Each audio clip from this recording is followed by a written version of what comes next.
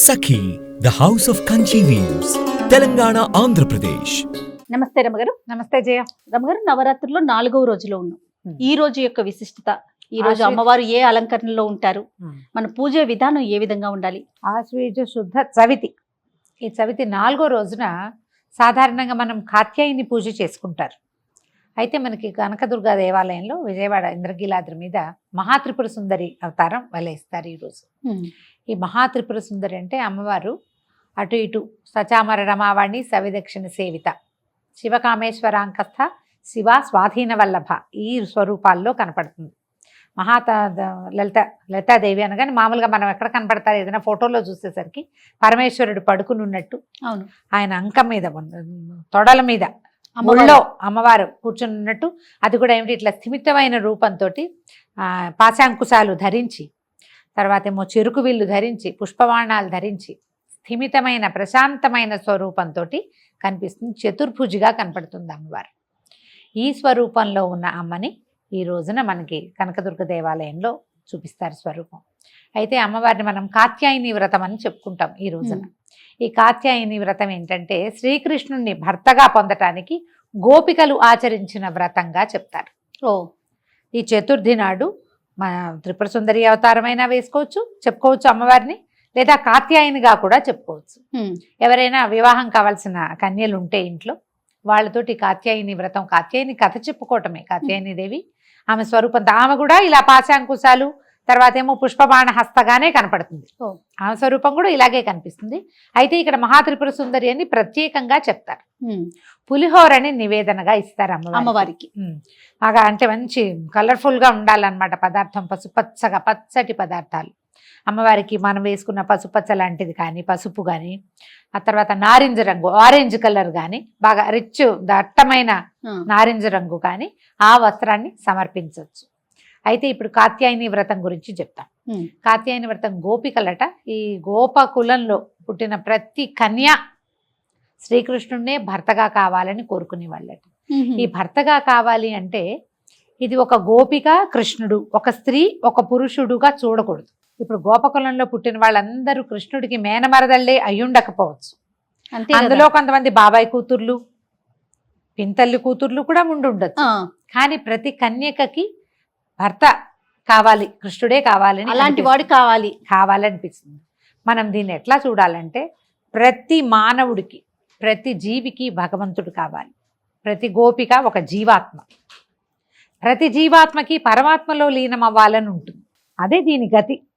నీకు తెలియని తెలియకపోని కొన్ని జీవులకి, కొన్ని జీవాత్మలకి తెలుస్తుంది, నేను కాదు, నేను ఇక్కడ ఉండవలసిన వాడిని కాదు, ఈ శరీరం నాది కాదు, నేను భగవంతునిలోని ఒక అంశాస్వరూపాన్ని, నాలోనే పరమాత్మ ఉన్నాడు, నన్ను నేను కాదనుకుని భగవంతునిలో నేను ఐక్యం అవ్వాలి అని ఒక ప్రాణికి తెలియచ్చు, ఒక జీవికి అర్థమవుతుంది. చాలామందికి అది అర్థం కాదు. ఏదో పరిగెడతాం, ఏదో చేస్తాం, వెంపర్లాడతాం, ఏదో కావాలనిపిస్తుంది. అది ఏమిటో అల్టిమేట్ గోల్ ఏమిటో అసలు మనకు తెలియదు. ఆ గోల్ తెలుసుకునేదాకా ఈ ప్రయాణం నడుస్తూ ఉంటుంది. మనం మళ్ళీ పుడుతూ ఉంటాం, మరణిస్తూ ఉంటాం. ఇక్కడ చేసిన పాపాలో పుణ్యాలో వీటి వల్ల ఇంకొంచెం ఉత్కృష్టమైన జన్మ వస్తుందో, కొంచెం నికృష్టమైనది వస్తుందో, ఏదో మనం చేసిన కర్మానుభవాన్ని బట్టి జనన మరణ చక్రం తిరుగుతూ వెళ్ళి ఎప్పుడో ఒకప్పటికి ఇది నేను కాదు అనేది అర్థం అవుతుంది. ఆ అర్థం కావాలంటే గోపికలు భగవంతుడిని భర్తగా కావాలని భావించినట్టుగానే మనకి భగవంతుడు కావాలని భావించాలి. ఆ రకమైన తెలివిడి, లోపల తెలివి కావాలంటే ఇలా ఆరాధన చేయాలి. కాత్యాయనిని ఆరాధిస్తే మనకి పరమాత్మకి ఉన్న తేడా ఏమిటి? ఎక్కడ భేదం లేదు. మనలో ఉన్నవాడు పరమాత్మే, ఈ జీవాత్మ స్వరూపంలో ఉన్నవాడు ఆయనేనని మనకు అర్థమవుతుంది. ఆ అర్థం చేసుకునే తెలివిని సంపాదించుకోవటం కోసం ఈ రోజున త్రిపుర సుందరి అవతారంలో ఉన్నటువంటి కాత్యాయనిని పూజించాలి. చక్కటి కమ్మటి పులిహోర చింతపండుతోటి తయారు చేసి, రుచికరం చూడ్డానికి ఎంతో పంచవర్ణాలతోటి ఎట్లా కళగా కనపడుతుంది. పులిహోర అనగానే అందంగా ఉంటుంది. అవును. ఇంత చిత్రాన్నాన్ని అమ్మవారికి నివేదన చేయాలి. ఈ కాత్యాయనికి ప్రత్యేకంగా చెప్తారు ఎర్రటి పువ్వులతో పూజ, ఎర్రని గాజులు సమర్పించటం, కుంకుమ సమర్పించటం, ఎక్కువ మంది ముత్తైదువులకి ఈ రోజున మనం పూజించటం, మామూలుగా కన్యగా పూజ ప్రతిరోజు చేసుకుంటాం, ఏదో ఒక చేసుకుంటాం. కన్యని తెచ్చుకుంటాం. ప్రతిరోజు ఒకే రకం కన్య దొరికినా మనకి 4 ఏళ్ల పిల్లలే ఉన్నారు మన బిల్డింగ్ నిండా. మనం వయసులు చెప్పుకున్నాం కదా, 2 నుంచి 9 దాకా. అంటే ఓ రోజు 2వ అమ్మాయి 2 ఏళ్ళది, ఓ రోజు 3 ఏళ్ల పాప, ఓ రోజు 4 ఏళ్ల కన్య దొరుకుతుంది, దొరకదు. ఒకే వయసు వాళ్లే ఉన్నప్పటికీ కూడా అదే మన ప్రాప్తం అనుకుని రోజుకొకళ్ళకి పెట్టుకోవచ్చు. ఏం చేస్తారు అమ్మగారి పిల్లలకి? కన్యక కన్యకి ఎలాంటి పూజ చేస్తారు? కూర్చోబెట్టటము, ఆ. పాదాలకి ముందు కాళ్ళు కడిగిస్తాం. కాళ్ళు కడిగించి కూర్చోబెట్టి కాళ్ళకి పసుపు రాసి, పారాణి పసుపు సున్నము కలిపితే పారాణి తయారవుతుంది. అవును. కాళ్ళకి పసుపు రాయటం, పారాణి పెట్టడం. ఒట్టి పారాణి పెట్టకూడదు, పసుపు రాసిన పాదాలకి పారాణి పెట్టడం. తర్వాత కుంకుమ, తర్వాత కాటుక, బుగ్గన ఒక చుక్క, తర్వాత తల ముడవటం, జుట్టు ఉంటే చక్కగా దుబ్బి కాసిన పువ్వులు పెట్టడం. అమ్మవారిని అలంకరించడమే జయ ఇది. అలంకారం అయిన తర్వాత ఒక పీట మీద చక్కగా పొద్దుగా కూర్చోబెట్టి ఏదైనా తినడానికి పెట్టడం. మనం ఆ రోజు అంటే ఇది అమ్మవారికి నివేదన చేసిన ప్రసాదము పెట్టచ్చు, లేదా వీళ్ళకే భోగం ప్రత్యేకంగా తయారు చేసుకోవచ్చు. చేసి చక్కగా ఒక విస్తరి వేసి, ఏదో ఒక పదార్థం చేయకూడదమ్మా ఎప్పుడు కూడా. 4 పదార్థాలు మనకు విస్తరి కళగా కనపడాలి. పిల్లలు చేయి విడిచి తీసుకునేలాగా చేయాలి. వాళ్ళకి నచ్చిన పదార్థం ఏదైనా. మన పక్కింట్లోనే ఒక పాపాయి ఉందనుకోండి, తనకి ఏమి ఇష్టము, కొంతమంది పిల్లలు బంగాళదుంపలు ఇష్టం, బంగాళదుంపల కూర, అన్నము, చారు, పెరుగు, కాస్త ఏదైనా తీపి పదార్థము. వాళ్ళు అవేమి తినరు, ఏదో ఉప్మా లాంటివి తింటారు, పులిహారే తింటారు పిల్లలు. చాలా మంది పులిహార కనపడుతుంటే పులిహారే తింటామంటారు. పులిహారతో పాటు ఒక పులిహార పెట్టకుండా దాంతో ఏదైనా తీపి పదార్థము, ఒక చిన్న బిళ్ళ పెరుగు, అన్నము, ఇలాంటివి తినిపించడం. ఆహారం తీసుకున్న తర్వాత చక్కగా మళ్ళీ బొట్టు పెట్టి బట్టలు పెట్టడం. ఏదైనా అలంకరణ సామాగ్రి ఉంటే పిల్లలకి సాధారణంగా ముందు అలంకరణ సామాగ్రి అన్నీ ఇచ్చి అప్పుడు భోజనం పెడతాం. ఆ తర్వాత తాంబూలం ఇచ్చాక కొంతమంది ఇష్టపడరు, కానీ హారతి ఇస్తే చాలా మంచిది పిల్లలకి. ఏ కన్యకైతే మనం పూజ చేసుకుందాం అనుకున్నామో, కన్యా పూజన చేస్తాం కదా, ఆమెకు ఒక హారతి ఇచ్చి తర్వాత ఆమె చేతికి అక్షింతలు ఇచ్చి అక్షింతలు వేయించుకోవాలి పిల్లతో.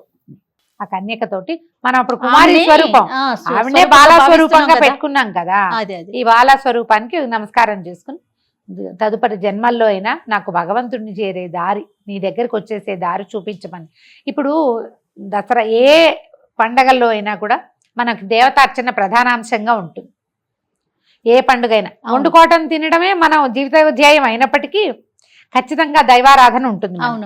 ప్రతి దైవారాధనలోనూ మనం సాధారణంగా ఏం చేస్తాం, ఏదో కోరికలు, మా పిల్లల పైకి రావాలి, మా ఆయన వృద్ధిలోకి రావాలి, మా వ్యాపారం పెరగాలి, నాకే బంగారం కావాలి, బట్టలు కావాలి, ఇల్లు కావాలి, వాకిలు కావాలి, ఫారిన్ ట్రిప్ కావాలి, ఏవో అడుగుతాం జయ. అవునండి, ఇవే వస్తూ ఉంటాయి. అవును.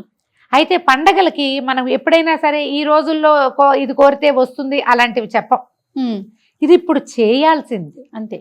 కోరికలతో సంబంధం లేకుండా నువ్వు కోరుకుంటావంటే ఎక్కడ ఏది కోరుతావో నీకు లభించాల్సింది లభిస్తుంది అంతే. కాకపోతే ఈ దైవారాధన ఈ సమయంలో ఇది చేయాలన్న నియమం ఉంది మనకి. ఇదే కన్యా పూజ మనకి ఎక్కడైనా సంవత్సరంలో చెప్పబడిందా? ఎక్కడ చూడమ్మా. చూడు, దానాలు ఉంటాయి, అన్ని దానాలు అన్ని పండగలకి దానం చేయండి, దానం చేయండి చెప్తారు. అవును. కానీ విశేషించి కన్యా పూజ, శివాసిని పూజ ప్రత్యేకంగా చెప్పేది ఇప్పుడు దసరా పండుగలు. ఎందుకంటే ఇప్పుడు ఈ ఆద్యశక్తి యొక్క, చైతన్య శక్తి యొక్క ఇది అంటే బలం ఎక్కువగా ఉంటుంది, ఆమె ప్రసన్నత ఎక్కువగా ఉంటుంది. ఇప్పుడు ఈ ప్రసన్నత అంతా ఎందుకు మనకి? మనం ఏదో ఈ చిన్నవి మనకు కావాల్సిన మెటీరియలిస్టిక్ థింగ్స్ సంపాదించుకోవటము, తాత్కాలికమైన ప్రయోజనాలను ఇచ్చేది కాదు, శాశ్వతమైన ప్రయోజనాన్ని ఇవ్వగలిగే శక్తి ఉన్న రోజులు. కాబట్టే ఈ నవరాత్రులు ప్రత్యేకంగా చెప్తారు. ఒక నవరాత్రి కాదు, మనకి 4 నవరాత్రులు ఉన్నాయి. 2 మనం ప్రఖ్యాతంగా చేస్తాం. గుప్త నవరాత్రులు మనం ఇప్పుడు చెప్పుకుంటున్నాం, కానీ అది అందరూ చేసేవి కాదు, ఎక్కువగా అవలంబించేవి కాదు. అది ఎవరు చేస్తారు? కేవలము ఆ మంత్రోపాసనం ఉన్నవాళ్ళు మాత్రమే, మనకు అసలు అక్కర్లా అవి. ఈ ప్రఖ్యాత 2 నవరాత్రుల్లోనూ చైత్ర నవరాత్రుల్లో మనం విశేషించి చేసేది ఏం లేదు. అవునండి, గుళ్ళల్లో చేస్తారు, ఇళ్లలో చేసేది ఏమీ ఉండదు. మా రామాయణం చదువుకోండి, మనమే రామాయణం చదువుకోండి అని చెప్తూ ఉంటాం, కానీ మనం చేయలేం మన చిన్నప్పుడు. కానీ మన చిన్నప్పుడు కాదు, మన తాతల నాటి నుంచి దసరా 10 రోజులు చేయటం ఉన్నది. ఈ 10 రోజుల్లోనే ఈ ఆద్యశక్తి అయిన చైతన్యము ఉత్తేజితంగా ఉంటుంది. ఈ ఉత్తేజితంగా ఉన్న శక్తిని మనం ముట్టుకుంటే, ఇప్పుడు ఏదైనా ఒకటి రెడీగా ఉన్నదాన్ని పట్టుకుంటే ఎంత సులువు. ఆ రెడీగా ఉండే శక్తి ఈ రోజుల్లో ఉంది కాబట్టి ఇప్పుడు ఇది చెప్పబడింది. కాబట్టి చక్కగా ఈ 10 రోజులు చేయగలిగినంత దైవారాధన చేయండి, ఉండగలిగినంత ప్రసన్నంగా ఉండండి, ఉండగలిగినంత ప్రశాంతంగా ఉండండి. ఎంత ప్రార్థన చేస్తే అంత అంత. ఫలితం లభిస్తుంది. ఈ ఫలితం అంటే నీకు కావాల్సినవే కాదు, నీకు రావాల్సినవి ఏవేవో ఉంటాయి. అది కదా అవన్నీ ప్రధానం వస్తాయి. కదా రమ్మగారు. అంటే మనకు కావాల్సిందే కాదు కదా, రావాల్సింది important. రావాలి కదా. అది తప్పకుండా వస్తుంది. కాబట్టి ఈ రకంగా లలితా త్రిపుర సుందరి స్వరూపంలో ఉన్న మహాత్రిపుర సుందరిని ఆరాధన చేయండి. కన్యలు ఉంటే గనక, అంటే అవివాహిత కన్యలు మన ఇంట్లో ఉంటే వాళ్ళతోటి ఈ రోజున కాత్యాయని స్వరూపాన్ని ధ్యానించుకుని లలిత అష్టోత్తరం చదువుకోవచ్చు. ఏదైనా మనకు కావలసిన స్తోత్రాన్ని చదవగలిగినంత చిన్న స్తోత్రాన్ని అయినా చదువుకుని అమ్మవారిని అర్చించండి. ఈ రోజున మనం వడపప్పు పానకం రోజు పెడతాం. పళ్ళు ఫలాలు నివేదన చేయండి, పులిహోర నివేదన చేయండి. ప్రధానంగా పులిహోర నివేదన చేస్తే మంచిది. ఈ నవరాత్రులు, శరన్నవరాత్రులు మొత్తం మీద కూడా పలానా ఆలయం దర్శించుకుంటే చాలా, అంటే దర్శించుకోవాలి అలా అనుకునేటువంటి ఆలయాలు ఏమన్నా ఉన్నాయా? ఏ అమ్మవారి ఆలయాన్ని దర్శించినా మంచిదే జయ. కనీసం మన పక్కనే ఉన్న మన గ్రామ దేవత చిన్న గంగానమ్మ దేవాలయాన్నైనా చూడండి. ఎందుకంటే శక్తి ప్రసన్నంగా ఉంటుందని చెప్తున్నాం కాబట్టి అన్ని చోట్ల అదే కదా ఉండేది. అంతే, ఒక స్వరూపంలో కనపడుతుంది. అక్కడికి వెళ్ళి నమస్కారం చేసుకుంటే మంచిది. ఈ శరన్నవరాత్రులు అన్ని రోజులు కూడా మనం తలస్నానం చేయాలి, అలాంటి నియమాలు ఏమన్నా ఉన్నాయండి? అంటే మనం కార్తీకంలో తలస్నానం ప్రధానంగా అనుకుంటాం, అట్లాంటి నియమాలు ఏమన్నా ఉన్నాయంటారా? దీనికి అట్లా ఏం చెప్పరు చేయాలా, ప్రత్యేకంగా ఏం లేదు. మీరు ఏదైనా అశుచి పడితే, బయటికి వెళ్తే, ఎవరితోటైనా కలవకూడని వాళ్ళతో కలిసామని అనిపించినప్పుడు తలస్నానం చేయాలి, కానీ లేకపోతే అక్కర్లేదు. మనం మొదటి రోజున తలస్నానం చేసుకుని మొదలు పెట్టుకుంటాం కదా, మీ అవకాశాన్ని బట్టి చేసుకోవటమే. కానీ దీనికి ఇలాంటి నియమం అయితే లేదు. ఈ 2 పూట్ల స్నానం చేయాలా ఇలాంటివి కూడా అడుగుతారు. మధ్యాహ్నం మంచాల మీద పడుకున్నా, మంచం మీద పడుకుంటే మధ్యాహ్నపు నిద్ర అసలు పనికిరాదు. ఈ నక్తాలు కానీ ఉపవాసం కానీ చేసేటప్పుడు. ఇప్పుడు ఏదో చిన్న లేత నెలల గర్భమో, లేకపోతే చిన్నపిల్లలు ఉన్నవాళ్ళు, ఏదైనా చిన్న బద్ధకం ఉన్నవాళ్ళు, శీతాకాలం వచ్చేస్తోంది కాబట్టి కాస్త ఒళ్ళు బరువుగా ఉన్నవాళ్ళు, ఇలాంటి వాళ్ళకి కాస్త ఏమైనా ఇబ్బందిగా ఉండి మధ్యాహ్నం పడుకుంటే సాయంకాలం ఒక చెంబు నీళ్లు పోసుకుని అప్పుడు దీపారాధన చేసుకుంటే మంచిది. వస్త్రాలు మార్చుకోవడం, కాళ్ళు చేతులు మొహం కడుక్కుని బట్టలు మార్చుకున్నా పనికొస్తుంది. ఈ నెత్తి మీద నీళ్లు అనేది సువాసినికి ప్రతిరోజు తల స్నానం అసలు చెప్పబడలేదు. సువాసిని తొలి రోజున మొదలు పెట్టుకునేటప్పుడు చేసుకుంటే, అంటే భర్త ఉన్నవాళ్ళు, ముత్తైదువుగా ఉన్నవాళ్ళు కొంచెం పసుపు రాసుకుని కంఠ స్నానం, మామూలు స్నానం చేస్తే సరిపోతుంది. మీ అవకాశాన్ని బట్టి రోజు తల తడుపుకుంటే దసరా పండగ, పెద్ద పండగ వచ్చే లోపల మీకు జలుబో జ్వరమో ఏవో వస్తాయి. సీజన్ మంచిది కాదు కదా, కాబట్టి మీ అవకాశాన్ని బట్టే. కానీ ఇక్కడ ఆ నియమం లేదమ్మా. రోజు నెత్తి మీద నీళ్ళు రాత్రి మంచం మీద పడుకున్నాం కాబట్టి పొద్దున్న తల మీద పోసుకోవాలన్న నియమం లేదు. మీరు పడుకున్నా కూడా, మంచం మీద పడుకున్నా ఉదయం మీరు పసుపు రాసుకుని కంఠ స్నానం చేయొచ్చు, దానికి ఏం తప్పు లేదు. రమ్మగారు, అవివాహితులు కానీ వితంతువులు కానీ ఈ పూజా విధానంలో పాల్గొనొచ్చు అంటారా? చక్కగా పాల్గొనొచ్చమ్మా, బ్రహ్మాండంగా చేసుకోవచ్చు. కన్యలు గనక పూజ చేసుకుంటే, కన్యలు మన ఇంట్లో పిల్లలు, పెళ్లి కాని పిల్లలు ఉంటే వాళ్ళతో తాంబూలం ఇప్పించండి, నమస్కారం చేయించండి, లలితా సహస్రనామం చదివించండి, అమ్మవారికి పూజలు అన్ని చక్కగా అలంకారం వాళ్ళతో చేయించండి, శుభం జరుగుతుంది. వితంతువులైనా భర్త లేకపోయినా పూజా విధానానికి ఏ తప్పు లేదమ్మా. వాయినాలు అవి ఇవ్వకుండా ఉండటం ఒకటే తప్పిస్తే అది ఒప్పుకోదు సమాజం కాబట్టి. మిగిలినవన్నీ చేసుకోవచ్చు. మీరు చక్కగా ఇంట్లో పూజ చేసుకోవచ్చు, రోజు లలితా సహస్రనామం చదువుకోవచ్చు, ఏ తప్పు లేదు దానికి. రమ్మగారు, శరన్నవరాత్రులు మొత్తం కూడా మొదటి రోజు నుంచి చివరి రోజు వరకు కూడా స్త్రీలు పాటించాల్సిన నియమాల గురించే మనం మాట్లాడుకుంటున్నాం. ఇక్కడ పురుషుల పాత్ర ఏంటండి? అంటే యాక్చువల్గా ఇది ఇళ్లల్లో ఉండే విధానం అయితే పురుషులది ప్రధాన పాత్ర జయ. వాళ్ళది ప్రధాన పాత్ర. వారి ఇంట్లో దేవతార్చన ఉంటే, వాళ్ళకి మంత్రోపాసన ఉంటే, ఉపదేశం ఉంటే ఖచ్చితంగా వాళ్ళు మంత్రోపాసన చేసుకోవాలి. అమ్మవారిని నిలబెట్టడము, కూర్చోబెట్టడం సమస్తము మగవాళ్లే చేస్తే, పరిచర్యే ఆడవాళ్ళు చేసే విధానం ఉండేది. ఇప్పుడు కూడా కొన్ని కుటుంబాల్లో అలానే ఉంటుంది. ఖచ్చితంగా మగవాళ్లే ఇదంతా చేస్తారు. పరిచర్య, ప్రసాదం, నివేదనలు, వంట చేసి పెట్టడము, కావలసిన హారతులు, దీపారాధనలు అన్నీ తయారు చేయటం, పువ్వులు తయారు చేయటం, అమ్మవారిని అలంకరణ చేయటం. కానీ అమ్మవారిని కూర్చోబెట్టడము, ఆమె యొక్క అష్టోత్తరాలు, పూజా విధానము సమస్తము మగవాళ్లే చేస్తారు. వాళ్ళ ఇంట్లో ఉండే పద్ధతమ్మా. ఇప్పుడు ఇది సార్వజనీయమైన సంగతిగా అయిపోయింది. అందరూ ఇప్పుడు మంత్రోపదేశం ఉండాలి, మగవాళ్లే చేయాలి, ఈ రకమైనవి ఉన్న వాళ్ళు ఉంటారు, లేని వాళ్ళు ఉంటారు కదా. ఎవరైనా చేసుకోవాలని ఆశపడతారు కదా. లౌకికమైన వ్యవహారంగానే ఇది పరిణమించింది కాబట్టి మనం ఆడవాళ్ళు కూడా చేసుకోవచ్చు. దానికి ఏం పెద్ద మగవాళ్ళు చేయాల్సిందేనని ఖచ్చితంగా వాళ్ళకి అవకాశం లేదు, అలవాటు లేదు, ఆ రకమైన ఆచరణ తెలీదు. అప్పుడు ఎందుకు వాళ్ళని ఇందులోకి లాగటం? మీరు నేర్చుకుంటున్నారు, తెలుసుకుంటున్నారు. ఎవరో ఒక గురువులో, టీచర్లు మంచి వాళ్ళు 4 మంచి ముక్కలు చెప్పే వాళ్ళ దగ్గర తెలుసుకున్నప్పుడు మీరు తెలిసిన విధానంగా చేయండి. వాళ్ళతో దండం పెట్టించండి. మీరు ఇంట్లో పూజ చేసుకునేటప్పుడు మీరు ఏదైనా ఒక నియమం పెట్టుకున్నారు, ఈ రకమైన ఆహారమే వండాలి అని, మగవాళ్ళు దాన్ని గౌరవించినా వాళ్ళు పూజ చేసినట్టే. అంతే. దానికి వాళ్ళు ఒప్పుకుంటే నువ్వు ఈ పూజ నువ్వు చేసుకో, నాకు కావాల్సింది నాకు చేయాల్సిందేనన్న మాట అంటే ఇక ఏం లేదు, మీ దారి మీది వాళ్ళ దారి వాళ్ళది. అట్లా కాకుండా దానికి వీళ్ళు అందరూ గౌరవంగా ముందుకు వెళ్తే భక్తిభావంతో ముందుకెళ్ళి అలాగే ఈవిడేదో చేసుకుంటోంది కాబట్టి మనం ఇతరత్ర వ్యవహారాలకు దెక్కకూడదని వాళ్ళు కనుక భావించారనుకో, అదే వాళ్ళు పూజలో పాల్గొన్నట్టమ్మా. అప్పుడు బాగా చెప్పారు, వాళ్ళు పూజలో పాల్గొన్నట్టే. వాళ్ళే దీపం పెట్టకపోయినా కూడా ఒప్పుకున్నారు కదా, ఒప్పించుకోండి అంత మాత్రం. పూజ చేయాల్సిందేనని పెట్టుకోకపోయినా ఇంత మాత్రం ఒప్పించినా కూడా వాళ్ళకి కూడా ఫలితం లభిస్తుంది తప్పకుండా. సంతోషం రమ్మ గారు, నమస్తే. నమస్తే.